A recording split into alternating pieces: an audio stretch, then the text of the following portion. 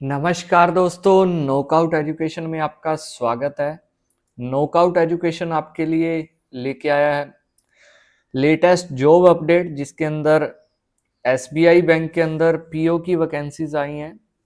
उसके बारे में मैं आपको इस वीडियो के अंदर डिटेल से बताऊंगा कि कब से कब तक फॉर्म फिल होने हैं, क्या क्या इसका प्रोसीजर है, टोटल वैकेंसीज कितनी हैं, इम्पोर्टेंट डेट्स क्या है, एज लिमिट्स क्या है और आपकी क्वालिफिकेशन क्या होनी चाहिए। और कुछ जो नए अपडेट जो पिछली भर्ती के कंपैरिजन जो आए हैं वो भी मैं इस वीडियो के अंदर डिस्कस करूंगा।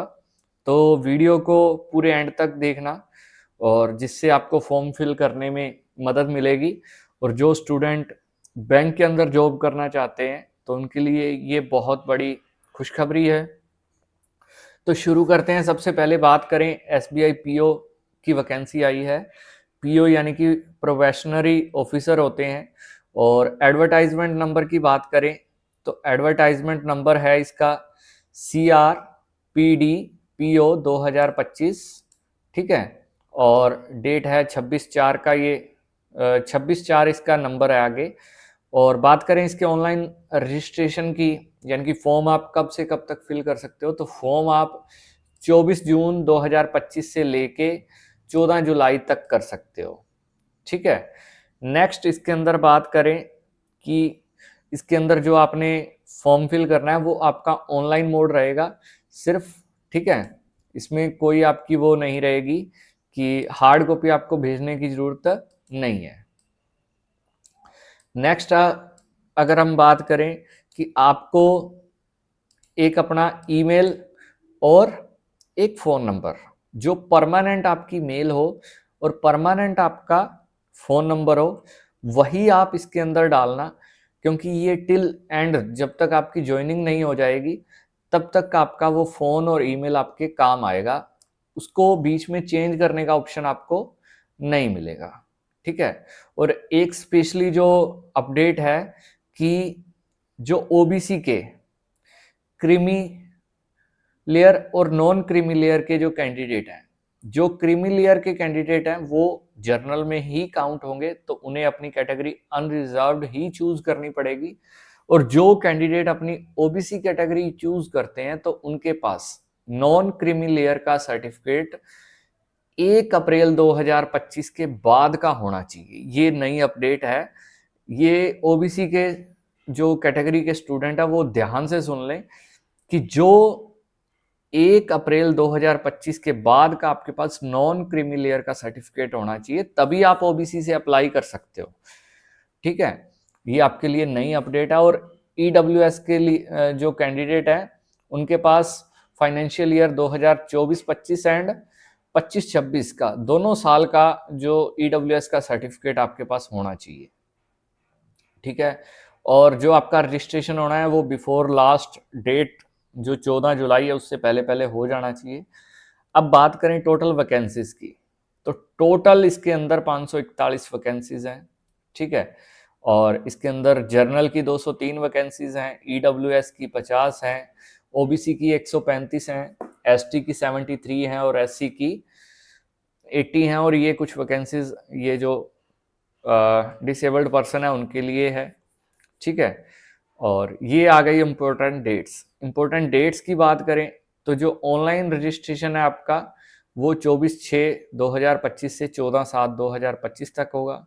और पेमेंट भी आपके, पहले क्या होता था, पेमेंट के लिए आपको एक दिन एक्स्ट्रा मिलता था, लेकिन इस बार आपको पेमेंट भी 14/7/2025 के बीच बीच में ही करनी है। और जो आपका प्री एग्ज़ाम है वो जुलाई अगस्त के अंदर होगा। और 3rd और 4th वीक ऑफ जुलाई आपके रोल नंबर आ जाएंगे प्री के। और जो प्री का रिजल्ट है वो आपका अगस्त और सितंबर 2025 के अंदर आ जाएगा। और अगस्त और सितंबर 2025 के अंदर ही आपको मेंस के आपको कॉल लेटर मिल जाएंगे। और आपका जो मेंस एग्ज़ाम है वो सितंबर के अंदर होगा। और जो मेंस का रिजल्ट है वो सितंबर अक्टूबर के अंदर ही निकाल दिया जाएगा। और उसके बाद आपके फेज 3 के कॉल लेटर अक्टूबर नवंबर के अंदर आ जाएंगे। और जो फेज 3 है वो, और प्लस जो इंटरव्यू ग्रुप डिस्कशन जितने भी टेस्ट हैं फेज 3 के अंदर वो आपके अक्टूबर नवंबर के अंदर करवा लिए जाएंगे। और जो डिक्लेरेशन ऑफ फाइनल रिजल्ट है वो 2025 के एंड तक आपको मिल जाएगा, यानी कि नवंबर दिसंबर 2025 तक आपको मिल जाएगा।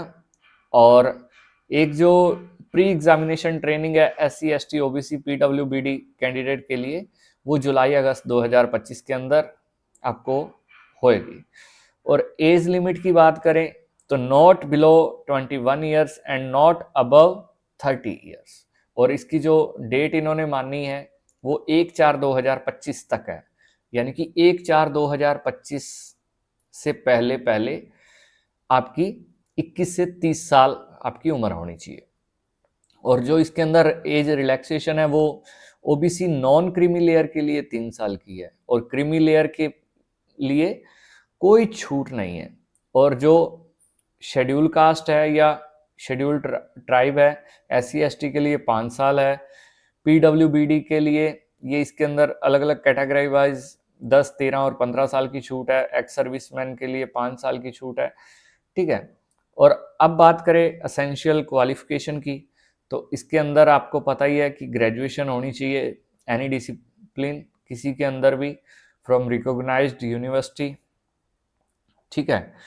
अब बात कर लेते हैं इसके एग्ज़ाम के बारे में। तो इसका जो एग्ज़ाम होना है वो 3 फेज़ के अंदर होगा, फेज़ 1, 2, 3, ठीक है। फेज़ 1 के अंदर जिसको प्री एग्जामिनेशन कहते हैं, उसके अंदर आपका इंग्लिश लैंग्वेज आएगी 40 क्वेश्चन, मैथ्स आएगा आपका 30 क्वेश्चन, रीजनिंग आएंगे 30 क्वेश्चन, ठीक है।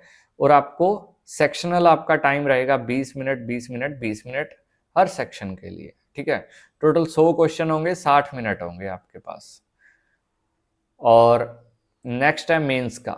मेंस के अंदर आपकी reasoning, data analysis and interpretation और general awareness, economy, banking knowledge और इंग्लिश लैंग्वेज, ये आपके क्वेश्चन रहेंगे। रीजनिंग के 40 रहेंगे, DI के 30 रहेंगे, GK GS के इसके 60 रहेंगे, इंग्लिश के 40 रहेंगे, ठीक है। और इसके लिए ये अलग अलग टाइम है, टोटल 3 घंटे का आपका रहेगा। और डिस्क्रिप्टिव पेपर आपका रहेगा जिसके अंदर ईमेल, रिपोर्ट, सिचुएशन एनालिसिस, ये 3 क्वेश्चन रहेंगे और 50 नंबर का ये रहेगा। ये 3 में से शायद इसका एक करना होता है, 30 मिनट आपके पास टाइम रहेगा। इसके बाद जो इसके अंदर क्वालिफाई कर जाता है तो उसका आगे फेज 3 होगा, ठीक है। फेज 3 का स्ट्रक्चर थोड़ा टिपिकल है, वो मैं आपको डिटेल में अलग वीडियो में बताऊंगा, ठीक है। तो लास्ट नोट द लिस्ट जो बात है, एक तो आपके जो एग्ज़ाम सेंटर है वो आपको इसके अंदर लिस्ट दी गई है, वहाँ से आप चूज़ करके भर सकते हो। और सबसे मेन चीज़ जो आपकी एग्ज़ाम फीस है वो कितनी है, तो वो 750 रुपीज़ है, यानी कि 750 रुपये हैं किसके लिए, जर्नल के लिए, EWS और OBC कैंडिडेट के लिए। और SC ST और PWBD के लिए ये कोई फीस नहीं है, नील है, ठीक है। और ये थी इस वैकेंसी के बारे में, मैंने आपको डिटेल में बताया, ठीक है। बाकी फिर भी आपका कोई डाउट हो तो कमेंट बॉक्स के अंदर ज़रूर बताएं, ठीक है। मैं आपका रिप्लाई करने की ज़रूर कोशिश करूँगा। ये आपके सेंटर की लिस्ट है, कौन कौन से स्टेट के अंदर किस किस जगह आप के सेंटर है, ठीक है। तो आई होप आपको इन्फॉर्मेशन अच्छी लगी होगी और आपके काम भी आएगी। तो स्पेशली इसके अंदर जो मेन चीज़ है, OBC कैंडिडेट अपना ज़रूर ध्यान रखें कि क्रीमी लेयर और नॉन क्रीमी लेयर का इस बार इसमें जो है उसको आप अच्छे से अपना जो सर्टिफिकेट है उसको देख के ही आगे फॉर्म फिल करें, ताकि आगे जाके आपको भविष्य में कोई दिक्कत ना हो। ओके गाइज, मिलते हैं अगली वीडियो के अंदर अगली जॉब अपडेट के साथ। तब तक के लिए जय हिंद, जय भारत।